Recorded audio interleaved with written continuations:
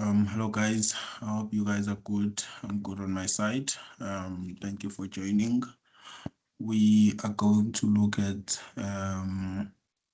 one question. No, sorry, not the question, but we moving on to another topic, as I said before.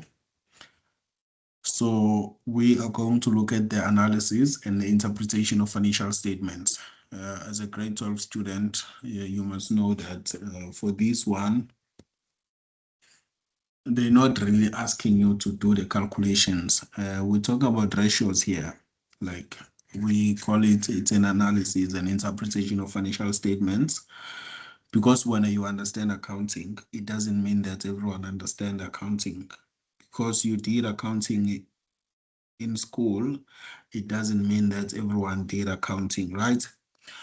And also, it doesn't mean that only people who did accounting must um, have their own businesses, right? It doesn't mean that only those who did accounting at school must invest in any company they want to invest. Like shareholders, if I want to go and invest in any company that is in South Africa, I will go there and invest. Whether I'm an accountant or I'm an engineer or I'm a doctor, they have a right to go and invest in any company that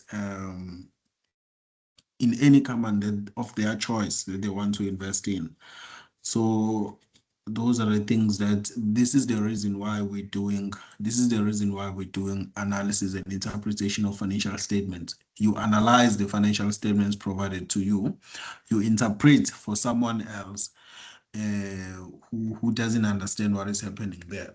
When we talk about an interpreter, right? When we talk about an interpreter,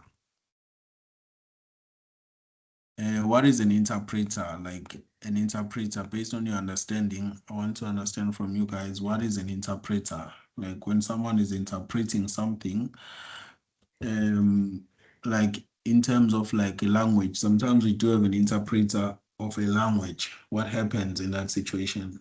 What is an interpreter in that context?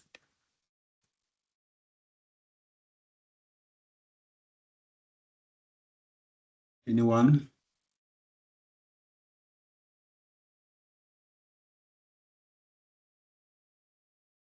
Come guys, what is an interpreter?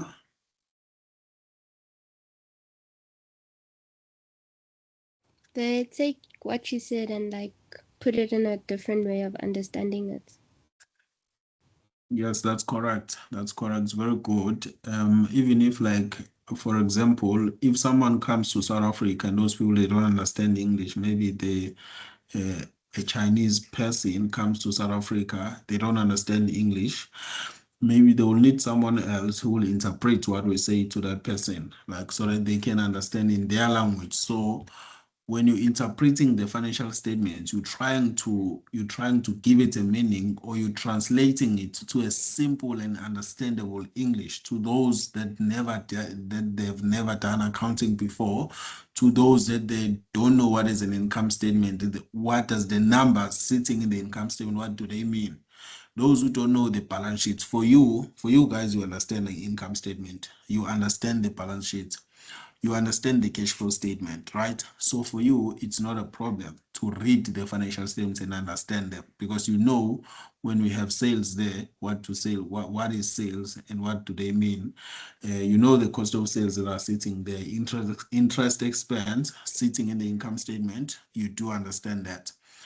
But we have those stakeholders who doesn't even understand what is in there. So this is the reason why we're doing analysis and interpretation of financial statements, because we're trying to explain to those other stakeholders or to the users of financial statements to say, even though you guys don't understand the income statement, you don't understand the balance sheet, but in simple terms, what you see in those financial statements, this is the meaning for it.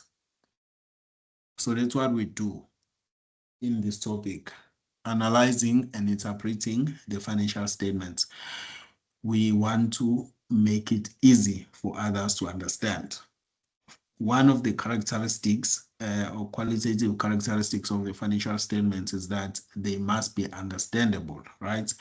They have to be understandable. So if You prepare the financial statements, but no one understands those financial statements. What is the use of preparing them?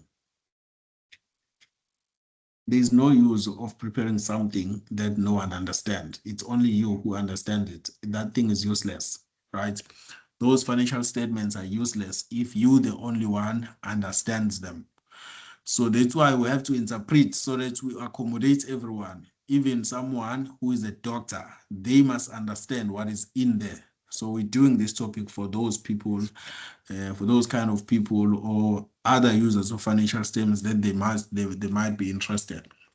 Okay, I want us to go through this document. It has 3 pages, but it contains a very important information that I want us to be it contains a very important information that I want us to be aware of. Okay. I just want to open some formulas here that we're gonna be looking at as well. Okay, so guys, we're doing analysis and interpretation of financial statements. Introduction, they're saying here, financial accounting is that area of accounting that is aimed at providing information to interested parties, right? We are trying to provide information to interested parties. So by providing that information, we need to make sure that all those interested parties, they must understand our financial statements. Each party seeks out specific information for its own benefit and decision making, right? We preparing financial statements for the interested parties so that they are able to make decisions on those financial statements that we prepared.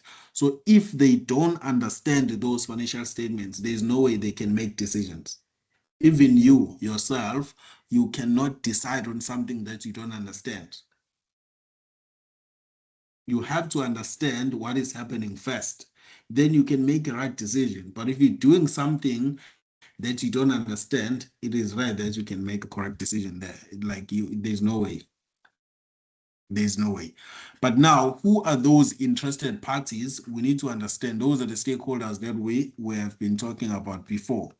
We need to understand who are those interested parties. So here in number 2, they're saying here, parties interested in the financial statements. So when we're preparing the financial statements, we're preparing them for these people or for these parties that are interested. Number 1, we talk about shareholders. Shareholders, they are the first group of people that are interested in our financial statements. This is the first group because these are the owners of the company. These are the investors for that company. So they are the first one amongst everyone that they will be interested in the financial statement. So if we're preparing the financial statements, we need to make sure that they are understandable to all the shareholders that we have, whether it's a doctor, it's an engineer, it's a nurse, or a teacher, or an accountant, whoever who is reading our financial statements, they must understand what is happening there. Who are shareholders? We know who are shareholders. The shareholders have invested capital through the purchase of shares in the business, and reward for such investment is dividends. Yes, those are the investors and they're expecting dividends. Nothing that they could have otherwise invested in a safe, interesting borrowing account such as fixed deposit. The shareholders will normally expect a return that will also compensate for the risk factor. Right, taking your money, go and invest it in a company that you are not part of. You are taking a big risk there because by tomorrow you can lose your money. We spoke about something called insider trading before. You know how insider trading can affect the investors of the company. You know when directors decide that we're selling our investment today without sharing the information to other shareholders of what is happening inside the company, then the next day, all other shareholders, they've lost their investment. We spoke about that. So that is a risk that people are taking to invest in your company. So now their investment has to be protected. When you're preparing the financial statements that you're going to provide to those people, they must be understandable to them. So this is the reason why we're going to analyze and interpret the financial statements, because we're trying to make it easy for shareholders to understand and make decisions on whether they're investing more money, they add on their current investment, or they take out their investment and then they leave. Because it's either they can like add more investment, or they can just sell their investment immediately and leave. If they see that things are not going well in the company, they can only see that from the financial statements. Banks and other lending institutions, right? In the balance sheet, we're raising capital by issuing shares. So we talk about shareholders there. But where else do we get money as a company? We have to borrow it. There's a debt capital, there's equity capital. Equity capital, those are shareholders. That gives us money in the company to run the business, to start the operations. They are investors. But where else do we get money as the company? We get it from banks. We get it from banks and other lending institutions. Because sometimes we do run a company with money that we got from shareholders, but it's not always that case. Sometimes we borrow money. So now the banks or the lenders or the lending institutions, those that we borrowed money from, they are interested in the financial statements. Let's see what they're saying here. Lenders are banks and financial institutions which provide short-term credit, overdraft, or long-term credit loans. These institutions need to be reasonably assured that the firm has the capacity to repay the debt with the interest, right? Before they give us their money, they need to be sure that we will be able to pay it back to them. How are they going to know that? They need to assess us through the financial statements. They need to read the financial statements and understand them. So if they don't understand those financial statements, it means those financial statements are useless. It means those financial statements are useless. So guys, please make sure when you're preparing financial statements, when you become an accountant, the financial statements you're preparing must be useful. It has to make sense to other people who are like reading those financial statements. Okay, we spoke about shareholders, we spoke about banks and other lending institutions. Number 3, we talk about creditors now. Creditors, they are interested in our financial statements. They need to understand, because we buy from these people, we buy stock on credit without paying them. So now, before they can give us credit, before they can sell to us on credit, they must be sure that they will receive their money back. Otherwise, they will never consider selling it to us on credit. These are credit providers. Creditors provide short-term credit. In doing so, they do not ask for specific guarantees, but rely on the financial indicators in order to determine the credit terms and credit limit. You see now, before you buy on credit from me, before you guys come to me and say you want to buy on credit, I need to assess you whether you will be able to pay when it's time to pay. Right? I need to check my credit terms. If I say, okay, I'm selling it to you now, but you need to pay within 30 days. Can I allow you to pay within 60 days? Can I allow you to pay within 90 days? I need to check from your financial statements. If I can see that it's risky to allow you to pay within 60 days, then it's going to be a problem for me. It's going to be a problem. I cannot say you must pay within 60 days, whereas I can see very well on your financial statements that things are not going well for the company. The company is not making profits. The cash flow of the company has cash flow problems. So we are talking about creditors here. They are interested, guys. Remember, these people, we spoke about them when we were doing audit reports, right?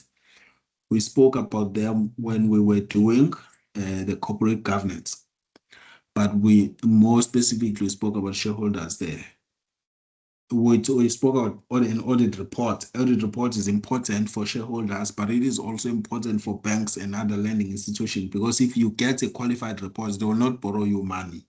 Even creditors, they're interested in the audit report. But now we're talking about analysis and interpretation of financial statements, which is another topic now. But also you can see that we still have those interested parties in the financial statements. Now you can see that they're not only interested in the audit report, but they also want to understand the financial statements. Because an audit report alone is not enough for them to make a decision. Audit report states whether the financial statements are presented fairly or not, right? Because even if things are not going well for the company financially, you can still get unqualified audit report. But now that is not going to guarantee the banks and lending institutions that they will get back their money. If the company is insolvent, the companies will not be a going concern. If they did indicate they're on the financial statements and then you rely on the audit report, that will be correct. But as a lending institution or as a bank, you must understand, you must be able to see that this company is insolvent. They will not be able to pay back the money. Their liquidity position is not good. Their liquidity is not at a good position. So those are the things that we need to understand. Now, talking about employees, they are also interested parties because they're working for this company. They're saying here, they use financial statements to judge the fairness of wages or salaries, assess job stability and future prospect for promotion. You see now, as an employee, whether you're working for a company, you are always interested in knowing how much I should be getting as a salary increase. Are they paying me the right amount in this company or they're robbing me? Is my job still safe for the next 5 years or not? Employees, they will always be interested in the financial statements. Talking about trade unions, who are trade unions? Those are the protectors of employees, right? Which means they also have the same intention as that of employees. They engage in collective bargaining on behalf of the workers, right? By studying financial statements, they can set upper and lower limits in wage negotiations and strengthen their demands for better working conditions. So now the company cannot be making billions in profit, but they're paying their staff members 500 rands per month. That is a big problem. Like, that is an unfair labor practice in that company if they underpaying their staff members while they're making big profits, which means now they exploiting those employees. They're working very hard for this company to generate profit, but now when it comes to their salaries, it doesn't like match with the work that they're putting in. So financial statement should be, that's why financial statements has to be audited to check if everything is correct there. Because now, if the management of the company, they're paying employees less, they're going to manipulate those financial statements so that they can reflect the loss and make it as if the employees did not do the right job during the year, did not do the right work, they did not make the company to be profitable. That is the reason why we need auditors to come and check whether everything is reported accurately or not. Now, South African Revenue Services. Why is SARS interested in the financial statements? Why is SARS has to understand the financial statements? Come, guys. Why is SARS has to understand the financial statements? For the taxes. For the taxes, yes, that's not enough, Kinelwa. To understand how much they can tax you or whether you get a tax. Exactly, that's very good. So that they can understand how much they need to tax you, whether the taxes that you paid is correct or not. Remember, SARS allows you to calculate tax for yourself and then you come and pay to them, right? But now they need to verify that after you have paid, they need to check whether you paid the correct tax or not. But now, if you pay the incorrect amount there, you underpaying them, they will be able to check from your financial statements, and then they will tell you that you underpaid us. You still have to pay more. You see, they are interested in those financial statements. Essentially, SARS requires organizations to pay the correct amount of taxes, right? When computing tax liability of organizations, SARS will demand submission of financial statements. You see, amongst other records of financial transactions. This why they demand the submission of financial statements is because they want to verify it themselves. Otherwise, if they don't do that, companies will not pay tax. They will never pay tax if SARS doesn't check. So they have to check. Customers, as customers, we are interested in knowing the financial statements of Shoprite. Why are we so interested in the financial statements as customers? Look here. Customers use financial statements to establish the staying power of business, especially if there are guarantees, warranties, and after-sales services to be fulfilled. You see now, so remember, if you go to ShopRite now,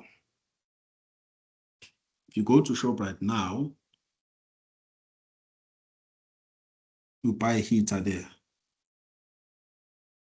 or you buy a microwave.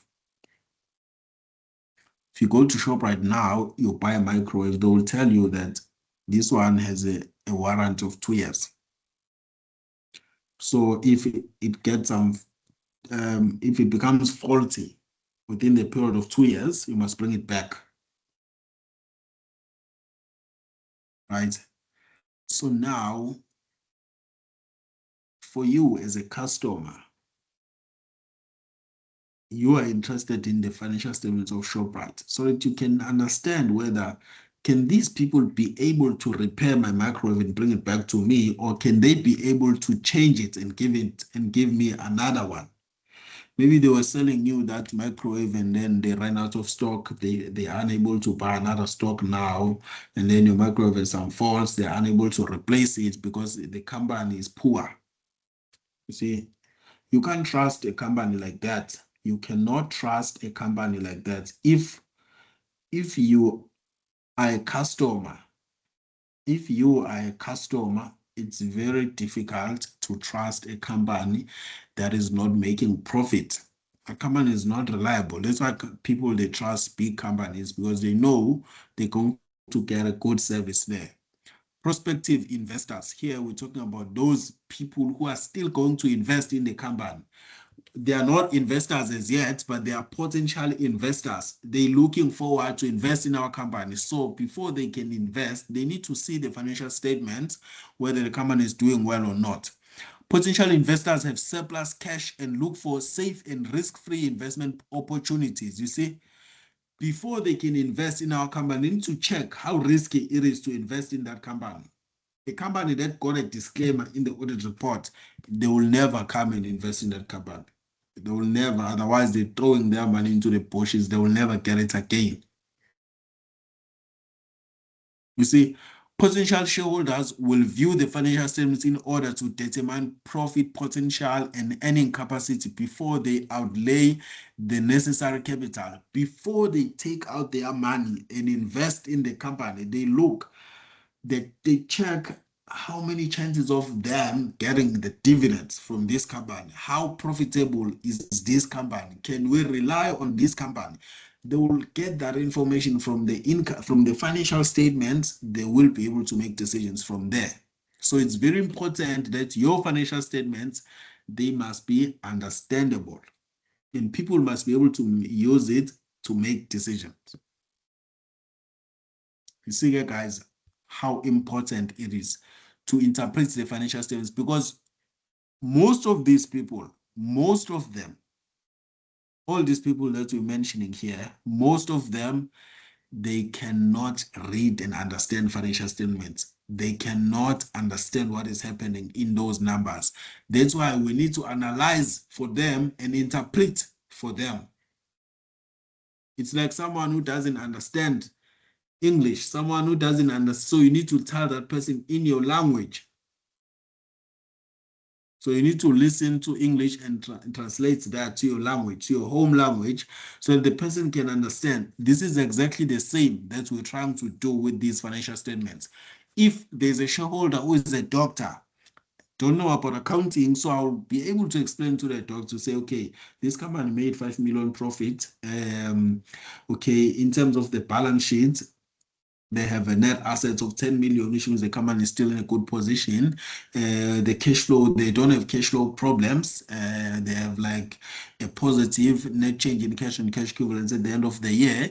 So which means the company is in a good position. What do I mean by saying the company made a profit? Which means I took all the incomes, I subtracted all the expenses, then the company left with some income there, which is a profit.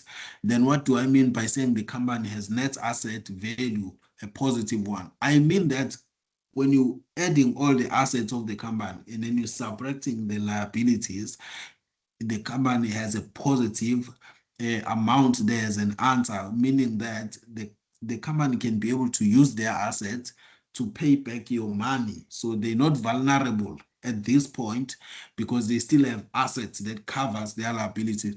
You see, you're trying to make it simple for who? For a doctor, because those ones, they don't understand accounting. Yes, but like Bafondile, yes, you understand, but they don't understand accounting. Same as us. If I get sick now, I'll go to a doctor. He will inject me. I will never know even the reason for that, but they know. I'll go to the hospital. They will do whatever they need to do because they understand. But for me, I'll just sit there, and like let them do whatever that they need to do. I cannot question them. I cannot question them on that. Same as them, they cannot come and question us here in accounting, tell us that we are wrong here. Who are they to tell us what to do as accountants? Because we know this thing better than them. We have to be proud of that. You will never know everything on earth. Same as them, they are specialists in whatever they're doing. So we respect that. Same, they must respect us. But for us to earn their respect, we have to be able to interpret and make them understand what is happening here. Financial journals and publications of business webs and business websites. So here we're talking about those journalists that publish some news for the public. Register of companies. I'm not interested in this one. Register of companies. When we spoke about register of companies, remember we spoke about CIPC. This one, this is the CIPC. There is a question that we did, guys, and it was a matching. I think that was a matching column A and column B. It spoke about register of companies. I think you still remember that. I even showed you CIPC website to say this is an institution where all companies are registered. So these people, they are interested in the financial statements because they need to know how much profits we're making, how much sales we're making during the year. So that because there is something called annual return, just like SARS. At SARS, we pay tax. For these ones as well, there is some sort of like something called annual return that we need to pay to them based on the sales that we're making for the year. If I'm making 1 million sales for the year, I need to pay 150. No, sorry. I need to pay 400 rands if I'm making 1 million and above. But if I'm making less than a million, I only pay 100 rand per year. For the fact that I registered a company, that is the reason why I am paying them. So look here what they're saying. If all the requirements of the Companies Act have not been complied with, the registrar may withdraw the certificate of incorporation. You see, if I'm not submitting those annual returns to CIPC, they're going to do what? They will deregister my company. They will deregister my company. There is always an amount of 100 rand that I need to pay every year to CIPC. Once a year, it's not expensive, just 100 rand once a year. I must pay it. If I don't pay it, they will deregister my company. So that's why they need to look at whether the company is making 0 rands or they're making 500 per year in terms of sales. I still need to pay that amount of money. If I don't do it, they will deregister my company. Insurance companies, they're interested. Competitors, they're interested. Directors, they are interested. I'm not going to dwell too much on these ones, guys. You can look at them on your own. Auditors, we know why auditors are interested in the financial statements. I want to go to number 3, analysis and interpretation of financial statements. Now we understand now the parties that are interested in the financial statements. You understand the parties that are interested in the financial statements. Now we need to get to the analysis. Ratios amongst the most widely used tools to analyze and interpret the financial statements, and they provide some indication of underlying conditions that can be used to predict future trends. You see now, guys, we talk about, the topic is not about ratios. No. Topic is analysis and interpretation of financial statements, right? But under that topic, we know very well that ratios amongst the most widely used tools. Ratios, they are the tools that we're using to analyze the financial statements. We analyze and interpret the financial statements using ratios. So they are tools that we're using to analyze and interpret the financial statements. Okay. Now, we have 5 categories that we're going to work on. Most of them, we did them in grade 11. Most of them, we did them in grade 11. Profitability and operating efficiency, that was done in grade 11. It's a category that we're going to look at. Don't overlook it. They still need it in grade 12.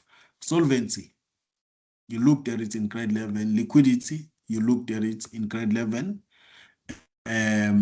Risk and market prospects, we also looked at it there, but we're going to look at it again now. Return to shareholders, these ones, we're going to do them for the first time. But risk and market prospects, the last two more. These last two, they are the one. These are the categories, guys. These are categories. These are not ratios, but they are categories. Under profitability and operating efficiency, there will be those ratios that we're going to do that will make us understand what profitability and operating efficiency is. Anyone who can tell me what does profitability and operating efficiency mean? What are we actually trying to check with this category of ratios? Profitability and operating efficiency. The profit we make and how we using the profits or the money in the business. Yes, exactly. We're looking at the profitability of the company, whether they're making a profit or they're making loss. How much profit are they making in relation to sales? How much profit are they making in relation to cost of sales? How much profit are they making in relation to operating expenses? Those are the things that we will be looking at. We're trying to break down the profit of the company and check if we're making a loss, which line items of the income statement are contributing to this loss? Which expenses must we cut off to avoid the loss? If we're making a profit, which items made us to make this profit? You must be able to see that from the income statement. As an accounting student, you must know that, okay, I made a profit of 500,000, but where is it coming from? Where is that profit coming from? When you going down from income statement, from sales going down to the profit at the end, you must be able to see it. Okay, fine. I made a rent. There's a rent income here that I made. There's a rent income. This is the rent income that contributed to us making the profits, because otherwise my cost of sales are almost the same as sales. So I almost made zero gross profit. But because there's rent income that came through for us, we ended up making a profit. If there was no rent income, I was going to make a loss. Those things you must be able, guys, to see in the income statement. When you're reading the income statement, you must be able to see what are the things that contributed to you making a profit. You must know that even if you made a loss, you go through your expenses that are sitting there under operating expenses, check there which expenses contributed to this loss. You must be able to see that. So that's profitability and operating efficiency. So now, whether the company is operating efficiently or not, you'll be able to see that from this category of ratios. Profitability. And if there are costs that we need to cut off, if there are expenses that we need to eliminate, we're going to see that from where? From this category of ratios. Profitability and operating efficiency. Solvency, liquidity, risk, and market prospects, those are things we're going to talk about now. I want you to understand them. I want you to understand this category because you cannot interpret, you cannot analyze and interpret these categories if you don't understand them. Right? They're saying here, computation of ratio is simple arithmetic operation, very easy and straightforward to calculate, because computation of ratio, we're talking about here calculating, right? Calculating gross profit on sale. You're taking your gross profit, you divide it by sales times 100/1 is equal to the answer. You punch the calculator, simple and straightforward. That is a computation of ratio, is a simple and arithmetic operation. However, interpretation of the ratio is a more skillful effort. You see, is a more skillful effort and shows the economic relationship of the undertaking in a changing market. So if you are able to interpret, that is a skill. If you are able to interpret the ratio, you calculated the ratio, that's fine. There's nothing much there, guys. I cannot praise you. I cannot praise you that you were able to calculate current ratio. I can't praise you for that as a grade 12 student. But when you are able to comment, when you are able to interpret that ratio, you are skillful. I'll clap hands for you. That's what I want to get from you guys. For me, what I want from you is you being able to interpret the ratio. Then I'll tell you you're skillful. It means you understand accounting. So please, guys, don't disappoint me on this one. I want you to be able to interpret these things you will do when you go to university. You'll be interpreting the financial statements until you finish university. Even now, right? Even now, I'm working as an auditor, but I'm doing this thing. I'm interpreting financial statements on a daily basis. So that's something very important for you to understand. It's a skill, right? It's a skill. It's a skill, right? Being able to interpret the financial statements, it's a skill that is in demand. Remember, there's a lot of people who don't know accounting, so you must be able to interpret. It's like a language that is very difficult to people, then it needs someone to interpret it. That is a skill. So I want you guys to, before you can even interpret, you can't interpret something that you don't understand. You cannot interpret English if you don't understand English. Right? You cannot interpret another language if you don't understand that language. So what does that mean? You have to understand these financial indicators first before you can interpret them. This is an analysis and interpretation of financial statements. And understand the financial statements before you can interpret them. If you don't understand the financial statements, you cannot interpret them. Areas of analysis, description. This is the meaning of profitability. When we talk about profitability, what is that we're looking at? This is a description of that. Then the related financial indicators, which means now, if the question asks you, analyze the profitability of this company, definitely you must know which ratios you must look at. Come on, guys. I don't want to see you. The question is asking you the profitability, but you go and quote the current ratio. That would be very wrong to do. If the question is asking you, comment on the profitability of this company, definitely you must know the ratios that you need to look at. You must know the ratios that you need to look at, because that is something that you should be aware of. Like here, you're not doing the calculations. They're giving you the financial indicators, or they're giving you the ratios that you should be able to interpret. There is it here. Financial indicators calculated already. They are calculated already. They gave it to you. There is it here. There is it here. So now, if you look at this, at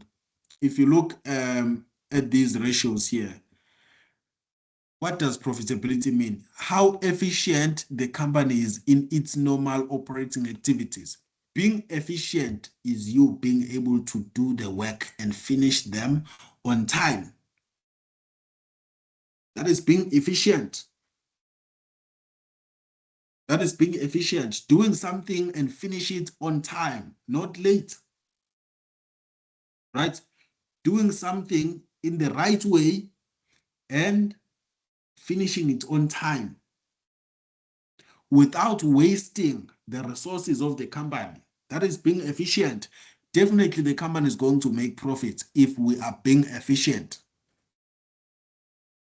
The company that is not efficient will always make loss, because instead of like, what am I going to say? Instead of using 10 kg to produce maybe 20 liter of maybe muffins whatsoever, then when I'm using 20 kg or 20 kilograms of like flour, you are not being efficient. You are not being efficient. You're overspending on something that you're not supposed to overspend on. Like, you're spending more. Taking 5 hours to do something that you're supposed to do it within an hour, that's not being efficient. You're going to make a loss if you're running a business like that. Answering a question paper, a question requires you to answer it in 30 minutes, but when are you taking it 4 hours? Are you going to pass that exam? Never. Because you're not being efficient. Profitability, for the company to be profitable, it has to be efficient in its normal operating activities. Now, how do we see that the company is efficient? We're looking at the gross profit on sale. We're looking at the net profit on sale. We're looking at the operating expenses on sales. We're looking at the operating profit on sales. We're looking at the gross profit on cost of sales. That is the markup percentage. So these are the ratios that I'm going to calculate and interpret when I'm looking at the profitability of the company. Now, if the question here asks you to comment on the profitability of the company, you know exactly the ratios that you're going to pick up. First one, there is operating expenses on sales. That one, you can check that ratio, you can look at it, and then start analyzing the profitability of the company. This is one of the ratios that you can pick up for the profitability of the company. Okay, you need to understand what is the profitability before we even start doing the calculations, guys, and analyzing the ratios and starting to start commenting on all of these things. I want you to understand liquidity as well. We need to understand what is a liquidity. What is that you're looking at? When they're saying comment on the liquidity of the company, when they're saying comment on the liquidity of the company, what is that you need to look at? This is the ability of a company to pay off its immediate short-term debt, right? The ability of the company to pay Immediate or short-term debt. That is liquidity. Now, which ratios? When we're doing liquidity, we're asking ourselves a question. We're asking ourselves a question. If my debtors, if my creditors can tell me that they want their money tomorrow, can I be able to pay them? Can I be able to pay them? That is my liquidity. And when I'm talking about liquidity, I'm talking about current assets compared to current liabilities. So my current asset, we know very well that they include what? I have inventory there, right? I have trade and other receivables. Then I have bank. Inventory, trade and other receivables, and I have bank. So now if I have the amounts, let's say 50,000 is for my inventory, then 72,000 is my trade and other receivables, then bank 45,000. You see, these are my assets.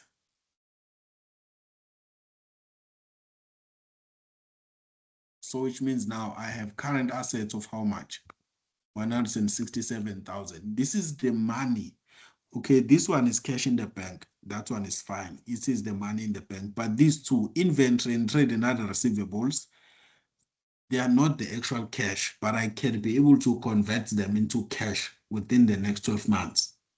That's why we call them current assets, because they can be converted into cash.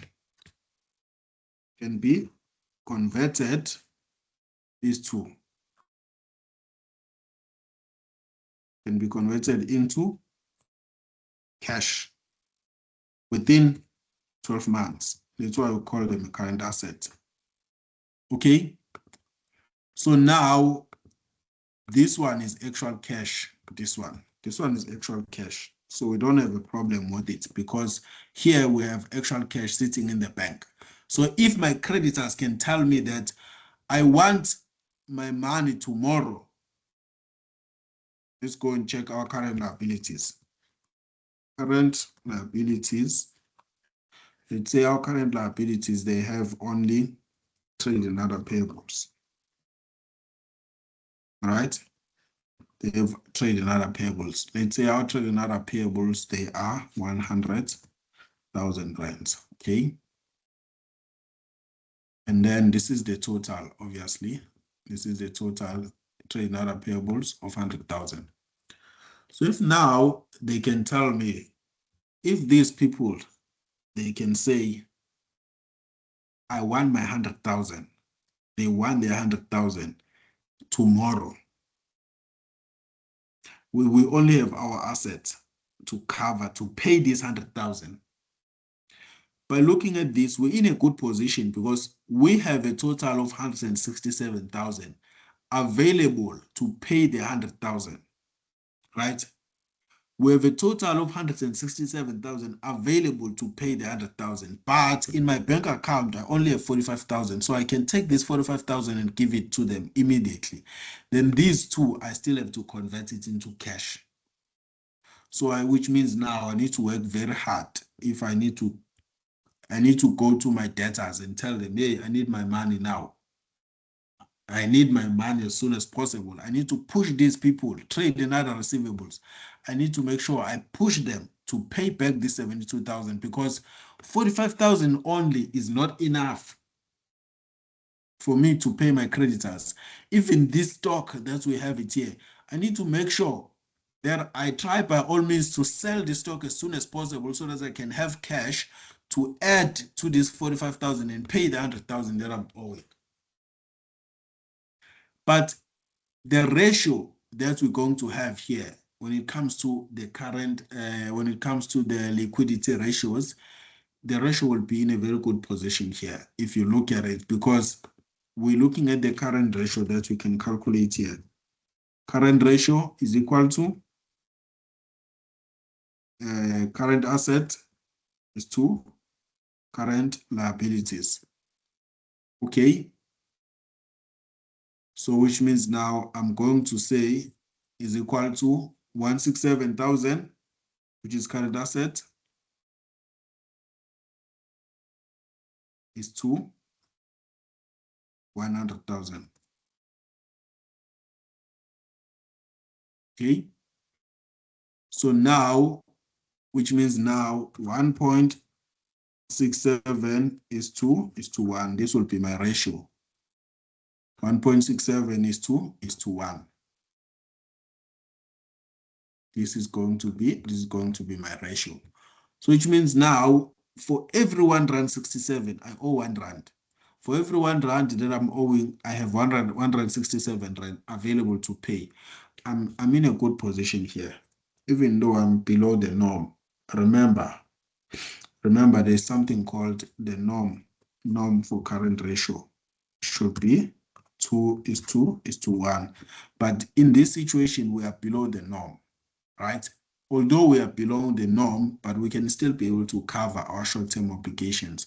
So that's not really a problem. So looking at the ratios, so the ability of a company to pay off its immediate short-term debt. So this company is able to do that, right? It does have that ability that we need. So now look at the ratios. We have current ratio, we have acid test ratio, we have net current assets, net working capital, turnover rate of stock. This one, we also call it stock turnover rate, debtors collection period, we have creditors payment period, and then we have average period of stock on hand. Okay. This average period of stock on hand, we call it stock holding period. So you must not be confused. It is called stock holding period. Creditors payment period, debtors collection period, stock turnover rate, net current assets. That is a net working capital. So these are the things that we're looking at when we want to assess the liquidity of the company. So now, if I go to the financial statements, if they ask you about the liquidity of this company, the first ratio to look at is this one, current ratio, because that is the one that talks about the liquidity of the company. Number two, you have acid test ratio. Acid test ratio should be there. Where is it? Let's see. There is it. Current ratio, acid test ratio, they're part of liquidity. Okay. Next, debtors collection period is part of liquidity. Creditors payment period, part of liquidity. Solvency ratio, that one is now outside. Okay. Debt equity ratio, it's outside. So you can see now that all these four ratios, they're part of what? They are part of the liquidity. So if you are able, in a question paper, if you are able to see that, okay, these are the only four ratios that covers what? That covers the liquidity. It means you are skillful, as they said today. You are able to see which ratios are applicable to what? To the liquidity. That's what I want from you guys, please. I want you to be able to see because it starts there before you even interpret. For now, nothing we've interpreted as yet, but I'm still showing you the ratios to look at. I'm still going to do an interpretation with you, writing it down, how to write it down on your paper. How do you draft an interpretation that will make sense to your teachers? Those who will be marking the exams, they must make sense of what you're saying. Very important here to write something that makes sense. Solvency, the ability of a company to pay all its debts. Now we talk about long-term debt here, solvency ratio, and we talk about the net asset. So we're talking about total asset is to total liability. That is the formula for a solvency ratio. Is total asset is to total liability, because it is the ability of a company to pay off all its debts, not just current. No, current and non-current, both of them. Return, there's something called return that we're going to be looking at. Are the shareholders earning a fair amount on their investment? Talking about the dividends here, that shareholders are getting return on shareholders' equity, return on total capital employed. So those are the things, or return on shareholders' equity here. That's exactly what you're looking at. The ratio called ROSHE. Sorry, there is it here. Return on average shareholders' equity, earnings per share, dividends per share, net asset value per share. So these are the ratios that you will be looking at when you're coming here to say debt equity, return on average capital employed. No, not this one, but return on shareholders' equity, earnings per share. You see, these are all the ratios that you need to look at. Dividends per share, net asset value per share. You see, dividends payout rate, it's part of them as well. So these are all the ratios that you will be looking at when it comes to the return. Now, financial risk gearing. To what extent the company is financed by loans, borrowed money compared to its own capital. It's very dangerous for the company. The reason why I'm doing this ratio is because we're trying to avoid to say, although it is important for the company to borrow money, but at least it has to get more money from its shareholders, more than the borrowed capital. You can't start your company with the borrowed money only. There must be shareholders who will invest in a company. Then if you borrowed 90% and then share capital is only 10%, that is wrong. At least the share capital must be 60% and 40% is debt, or 70% share capital and then 30% is debt. That's better, right? You can't be borrowing more money than the shareholders' own capital or the company's own capital. So here we're talking about debt equity ratio. That's where we're comparing the debt to the equity. Return on total capital employed. That's when we're comparing the two. Of which those ratios also, they should be part of your, there is debt equity here and then return on total capital employed. These two. So if you look at these two ratios, they are the ones that you're going to look to deal with the financial risk gearing of the company. Okay. Lastly, follow these steps when commenting on the financial indicators. Okay, we're still going to do this together when you're commenting. Consider what question is asking you to analyze. Liquidity. First, that is the starting point. What are they asking me here? Are they asking me about the liquidity, about profitability, or what? Decide on the relevant financial indicators. Once you know that this is the liquidity they're asking me about, I know very well all the financial indicators relating to the liquidity. So I need to look at them. I need to make a decision on them. Number two, name the financial indicators giving figures or ratios or percentages. So which means now I'm just going to say current ratio, and then I state maybe 2:1, as you can see here. You name the financial indicator only, don't do a lot of things that are not necessary. Current ratio, 1.6:1. That's all they're saying here, right? And then previous year, 0.3:1. You can see here there was an improvement because last year we were unable to meet the short-term obligation, but in the current year, we are now able to meet the short-term obligations. So now that's all they're saying here. You don't have to do much. And then number three, compare the current year's indicators to what of the previous years. You see, you just state there, say whether it has increased or decreased. Easy, easy, easy, very easy. Coming here, current ratio, you can see now, it was 0.3 last year, now it's 1.6:1. So this one has improved. So I'm going to state that current ratio has improved from 0.3:1 to 1.6:1.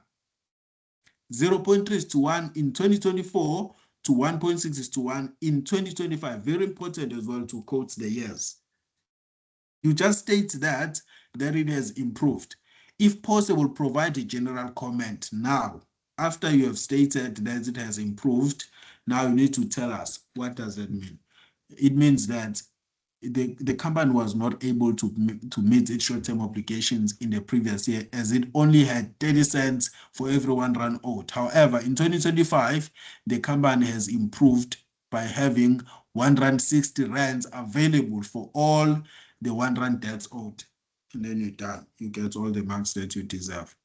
That is being skillful, as they said here. Interpretation of the ratio is a more skillful effort and shows the economic relationship of undertaking and changing markets. It is a more skillful, guys. Please, I want you to be able to analyze and interpret the financial statements. Any questions on your side? No. Is it clear for now? Smanga, how is your side? Mina You okay ama-ratio with that? vele bengingawa-understand, so kuzomele ngifocus kuwona kakhulu. Okay. Yes, please, you have to. But we're still going to work on them more. As more time we meet as we go, we're still going to do the calculations. We're going to interpret them. You will get them, don't worry. But if something is giving you a problem, you have to spend more time on that. Like, don't risk. You need to spend more time on ratios.